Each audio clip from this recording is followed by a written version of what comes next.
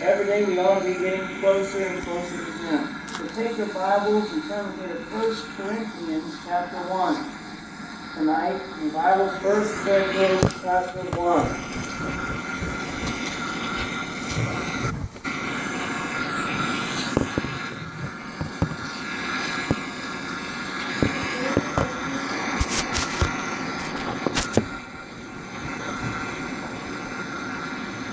1 Corinthians chapter 1, begin reading from verse 17. For Christ sent me not to baptize, but to preach the gospel, not with wisdom of words, lest the cross of Christ should be made of none effect. For the preaching of the cross is to them that perish foolishness, but unto us which are saved it is the power of God. For it is written, I will destroy the wisdom of the wise, and will bring to nothing the understanding of the prudent. Where is the wise? Where is the scribe? Where is the disputer of this world? Hath not God made foolish the wisdom of this world? For after that, in the wisdom of God, the world by wisdom knew not God. It pleased God by the foolishness of preaching to save them that believe. For the Jews require a sign, and the Greeks seek after wisdom. But we preach Christ crucified, unto the Jews a stumbling block, and unto the Greeks foolishness. But unto them which are called, both Jews and Greeks, Christ the power of God, and the wisdom of God. Because the foolishness of God is wiser than men, and the weakness of God is stronger than men. Shall we pray? Father in heaven, we thank you for the passage of Scripture before us tonight we've read already. Father, bless the reading of our word. As we study together thy precious word tonight, open our hearts, open our ears, open our minds, open our wills to do thy will from our hearts. Father, may we be instructed by thee tonight. Use me only as a vessel, as an instrument to speak forth thy word. Bless the preaching of thy word tonight as it goes forth. May we have ears to hear, may we have hearts to listen. Lord, may we give you our undivided attention tonight. Pray for the principalities, the powers, the rulers of the darkness of this world, the spiritual wickedness in high places, and the word of God may go forth. We pray for the Savior, we ask you by the blood of Jesus to rebuke them. That the word might have some liberty to go forth in this place. Our hearts, we believe, to change our lives. In Jesus' name, amen.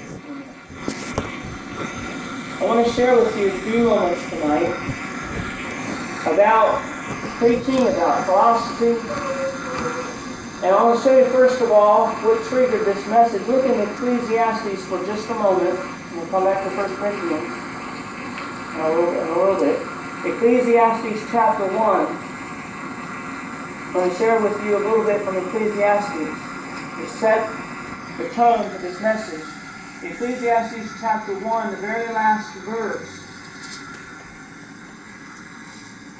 The preacher is preaching, he's speaking, and it's verse 18, for in much wisdom is much grief, and he that increaseth knowledge increaseth sorrow. We know that it's important to be wiser and wiser each day. We know it's important to increase in knowledge, but also in much wisdom is much grief. Because as we get wiser, as the Lord gives us His wisdom, there's going to be a grief to come because of those who are not growing in the grace and knowledge of the Lord Jesus Christ. There's going to be a grief of those who do not come to the saving knowledge of the Lord Jesus Christ. And increasing in knowledge, there's going to be sorrow for the same things.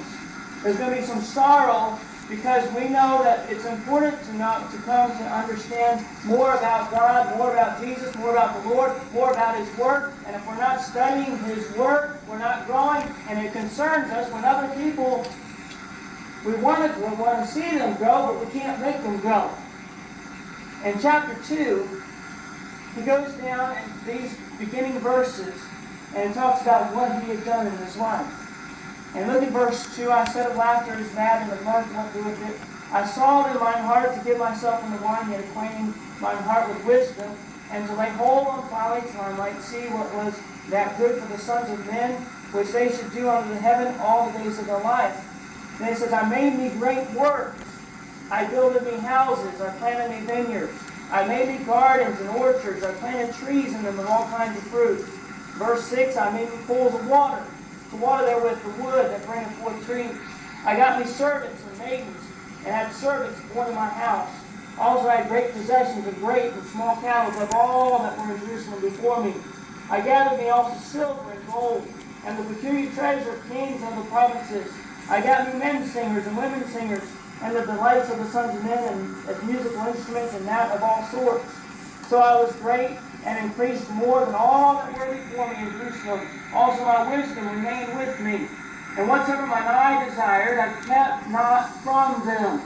I withheld not my heart from any joy, for my heart rejoiced in all my labor, and this was my portion of all my labor. And do we know people today who rejoice in everything that they set their eyes upon, and then everything they set their eyes upon, sometimes they want, and no matter what, they're going to get it. In verse 11, that I looked on all the works that my hands had wrought, and on the labor that I had labored to do, and behold, all was vanity and vexation of spirit, and there was no profit under the sun. And I turned myself to behold wisdom and madness and folly. For what can the man do that cometh after the king, even that which has been already done?